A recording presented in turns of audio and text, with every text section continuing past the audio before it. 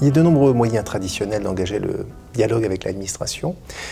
Naturellement, avant qu'une opération, qu'une transaction, qu'une opération de restructuration n'ait lieu, on peut solliciter de la part de l'administration un avis formel qui l'engage sur le traitement fiscal de ces opérations. Ça s'appelle le rescrit.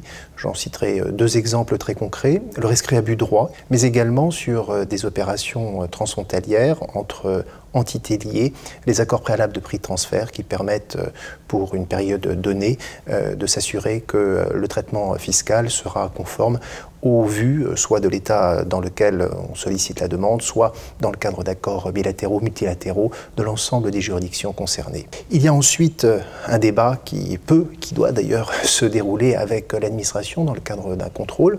Et puis après le contrôle, ou dans le cadre d'une réclamation qui serait adressée à l'administration, il y a de multiples occasions de nouer le dialogue avec l'administration.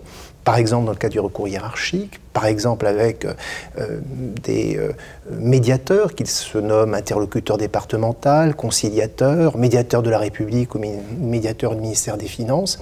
Et puis il y a naturellement dans le cadre de courriers, d'échanges oraux avec l'administration, là aussi des occasions de s'expliquer, d'expliquer les raisons pour lesquelles on a choisi tel traitement fiscal plutôt que tel autre.